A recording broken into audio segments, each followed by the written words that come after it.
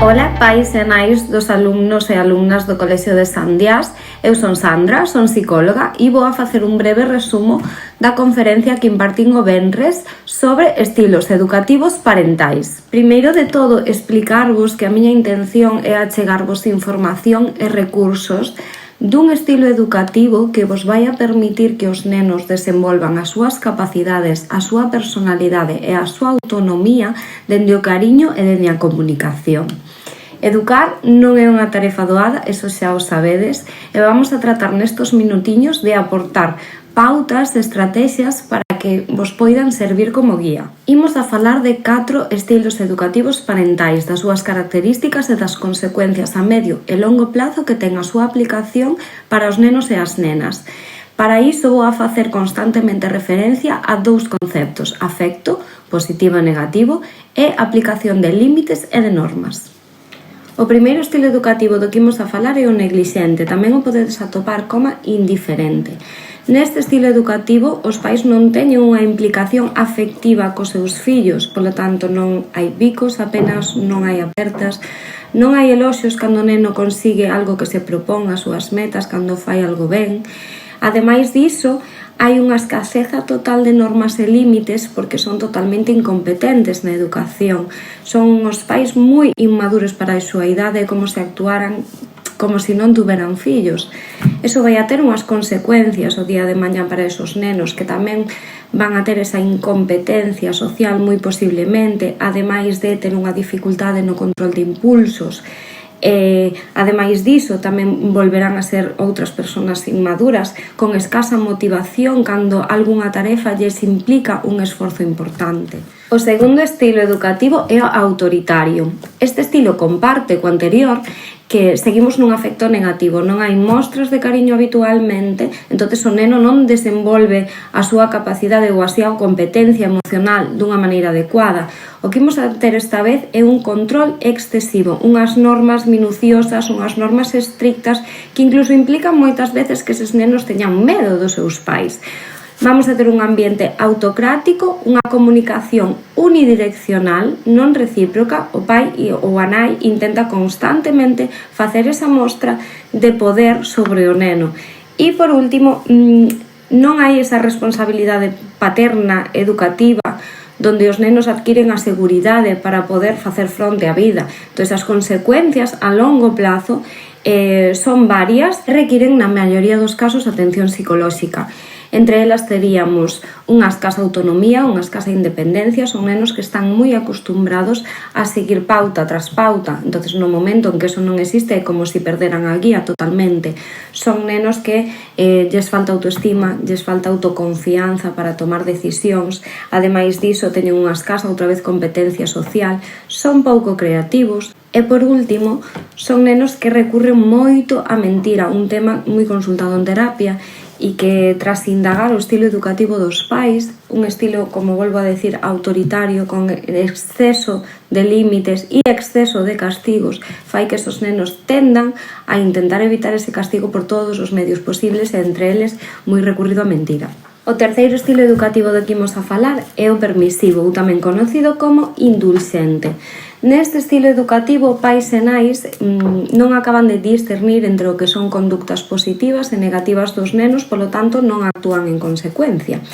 Responden ás necesidades e aos desexos dos nenos, polo tanto son moi permisivos e moi frágiles no que é o establecemento de límites e normas. Os castigos non son frecuentes e sí que é certo que cando se poñen, estos papás e mamás teñen a tendencia a levantar o castigo con moita facilidade e ceder.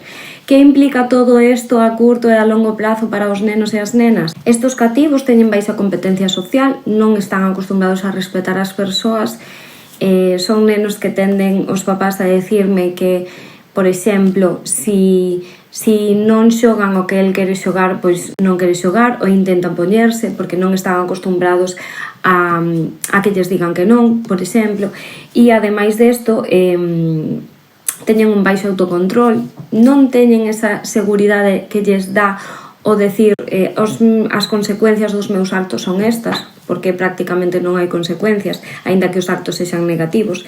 E, por último, pois eso, teñen graves carencias de autoconfianza, de autoconcepto, non acabo de sentirme seguro conmigo mesmo porque non existe esa educación a nivel emocional, e tenden a consultar por baixo rendemento escolar en moitísimos casos, non funcionan ben en ningún ambiente que teña límites. Por último, como imaginades, deixei o mellor para o final, entonces vamos a falar do estilo educativo democrático. Tamén o podedes atopar como autorizativo. Ben, aquí parareime un pouquiño máis. Este estilo é o que combina perfectamente o afecto positivo co establecemento de límites e normas. Primeiro vamos a ver un poquinho as características e despois veremos as consecuencias educativas para os nenos e para as nenas. Ben, vamos a empezar entonces con as características do estilo. O afecto, como vos decía, é positivo, o cal quere decir que temos un afecto manifesto. Hai bicos, hai abrazos, hai eloxios, hai cando consigue algo que estaba intentando. Tamén hai esos eloxios ou ese ánimo máis ben cando non o consigue para que logre. Hai un exemplo, sobre todo, que isto é moi importante, non olvidades que os pais e as nais son o primeiro, a primeira fonte de educación, entonces van a imitar moitísimo os seus comportamentos. Hai explicación sobre as normas, porque sí hai límites e normas, pero son explicadas e en moitos casos incluso negociadas, acorde sempre á idade do menor. E sempre o que digo, o exemplo é promocionar esa conducta desexable que nós buscamos e que nós intentamos conseguir a través das normas. É importante saber que os castigos tamén forman parte deste estilo educativo. Hai moitísima xente que me fai esta pregunta. E sí que teñen cabida aquí, igual que calquera outro tipo de restricción ou privación que teña un fin educativo e que sexa unha consecuencia a un acto do neno para que enseñe a ese menor a que esa conducta é negativa e non a debería repetir. Entonces sí que teñen cabida, pero volvo a repetir, siempre con explicación de por qué. No me vale el porque sí, porque lo digo yo y porque soy mamá y porque soy papá. Ben, promoven siempre unha comunicación bidireccional, que isto é algo que dista ou se distingue moito do estilo educativo autoritario, ¿no? Donde había esa comunicación unidireccional desde a figura da autoridade hacia o neno. As normas incluso poden chegar a ser negociadas. O que sí é importante é non ceder. No momento en que eu poño un castigo, unha consecuencia, un acto que xa foi explicada e xa está imposta, non pode levantala, porque iso ao final é como estilo educativo permisivo. O que fai é que eu teña inseguridade e non aprenda, non teña esa función educativa que ten unha consecuencia. Cales son as consecuencias da aplicación deste estilo democrático?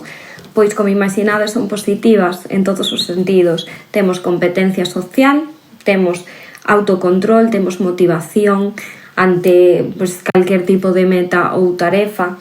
Sí que é certo que son nenos normalmente cun bo rendemento escolar, a non ser que haxa outra problemática que non teña que ver co estilo educativo. Recordade que aquí só estamos falando dese aspecto.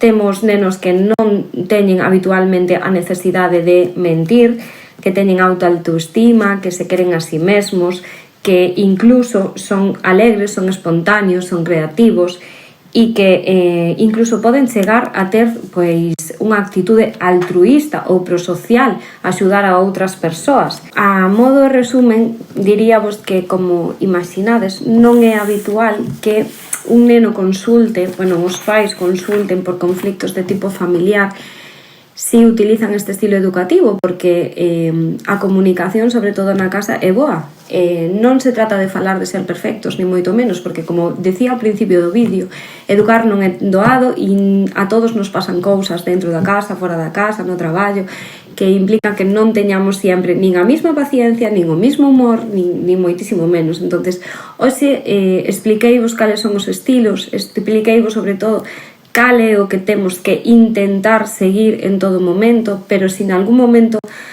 nos desviamos porque non temos un bo día, estamos tratando de ensinar os nosos peques e nós deberíamos facer o mesmo, autocorrexirnos e intentalo facer o mellor posible na seguinte ocasión. E con isto rematamos. Simplemente quería agradecer moitísimo os papás e as mamás da AMPA do Cole de Sandiás que me deron a oportunidade de participar nestas xornadas e en calquera outra eu xa digo que estaría encantadísima de volver a participar pola educación dos peques.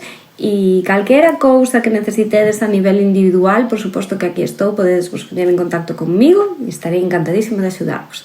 Moitísimas gracias e bo día.